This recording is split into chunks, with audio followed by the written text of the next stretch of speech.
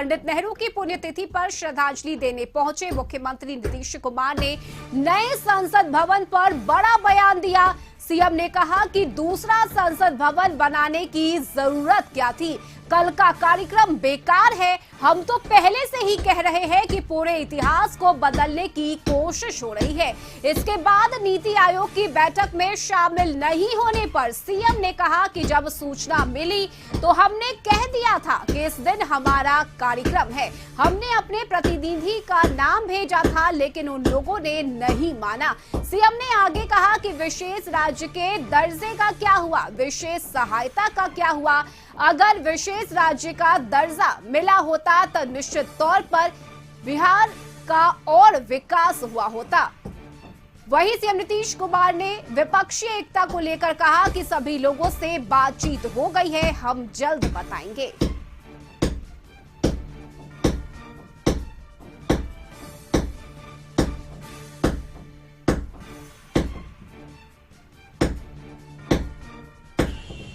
अलग बिल्डिंग बनाने का कोई जरूरत था? हम तो दिल्ली जो गए हैं सब लोगों से ऐसे भी हम किए। और शुरू में भी बात हो रहा था कि बन रहा है, ये हो रहा है, तो हमको तो अच्छा नहीं लग रहा था कि जो इतिहास है, अरे आजादी हुई तो जो चीज पर फिर जहां पर से शुरुआत हो गया तो उसी को और विकसित कर देना चाहिए। अलग से नया बनाने का कोई मतलब नहीं। क्या पुराना इतिहास बदल दीजिएगा?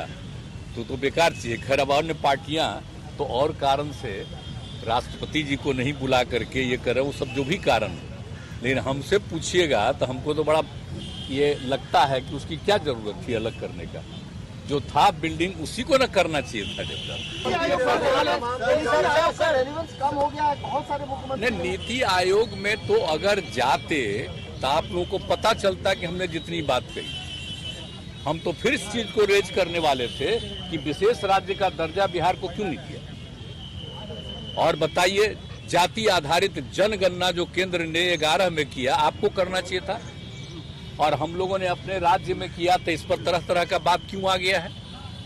तो इस सब चीज को। और दूसरी बात है कि कितना भी जो डेवलपमेंट के लिए जो मिलना चाहिए और जो पहले होता था उस हिसाब से कोई डेवलपमेंट के लिए तो केंद्र का वो मदद नहीं मिल रहा।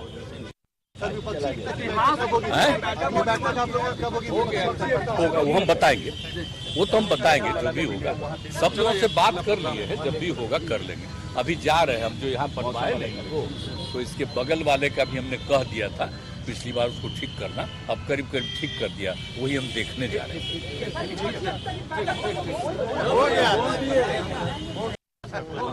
आप बोलिए 1000 वाला बंद कर दिया, 2000 वाला लागू किया, अब उसको भी बंद कर रहा है। अब यही ना जब आएगा, क्या मतलब है? अब 1000 का बंद किया तो फिर अपना नया बनाते, कुछ नहीं।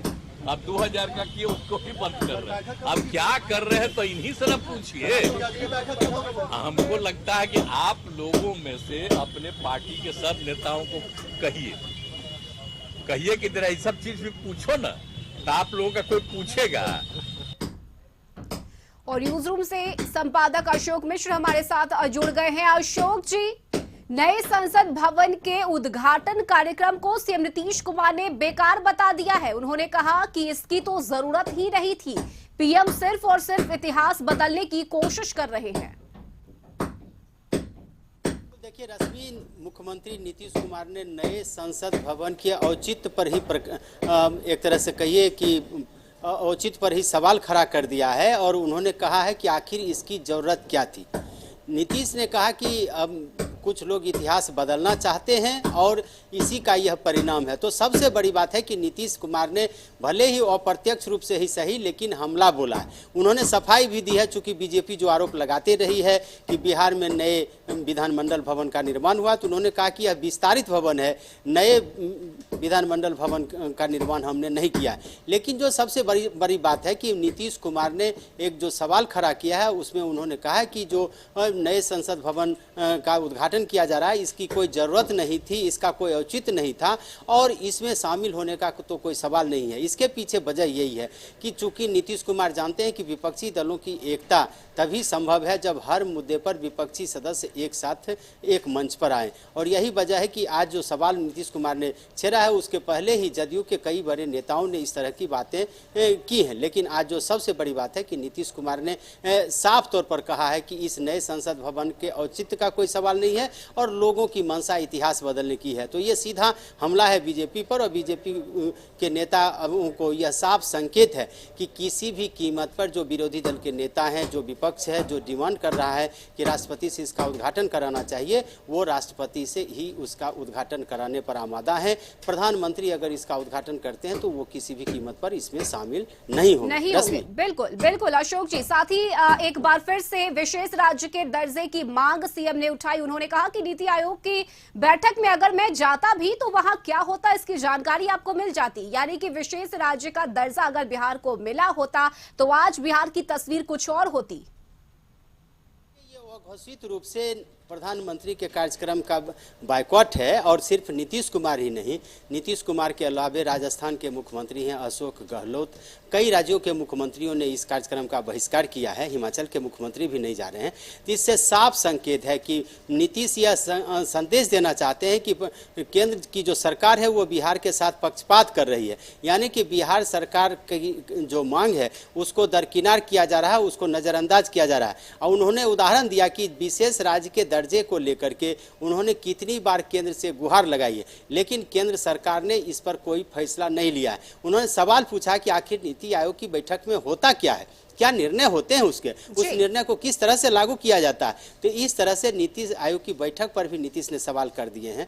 अब देखना यह है कि जो आज की जो बैठक होती है उस बैठक के बाद क्या सरकार कोई निर्णय लेती है, केंद्र सरकार बिहार को कुछ विशेष लाभ मिलता है इससे। लेकिन इतना जरूर है कि नीतीश ने यह भी कहा कि मैं व्यस्त था इसलिए उस कार्यक्रम में शामिल नहीं हो पा रहा था, लेकिन हमने अपने प्रतिनिधि को भेजने की बात कही थी, यानी कि मुख्यमंत्री यह जताना चाहते हैं कि वह बैठक का बहिष्कार नहीं कर रहे थे, बल्कि अपनी व्यस्तता के चलते वो उस बैठक में नहीं जा रहे थे, लेकिन वो चाह रहे थे कि हमारे प्रतिनिधि के रूप में उनके कैबिनेट के अन्य सहयोगी जाएं, जिसे इस केंद्र सरकार ने नकार दिया है। तो एक तरह से कहिए कि मुख्यमंत्री का जो आज का तेवर था वो पूरी तरह से केंद्र के खिलाफ था, चाहे वो प्रधानमंत्री के द्वारा नए संसद भवन के उद्घाटन का सवाल हो या फिर नीति आयोग की बैठक है। नीतीश ने साफ शब्दों में अपना जो विरोध जताया है उससे यह संकेत है, साफ संकेत। अशोक जी, सीएम नीतीश कुमार ने विपक्षी एकता पर भी कहा कि हमारी बात बन गई है और जल्द ही इसके बारे में जानकारी देंगे कि कब बैठक होगी।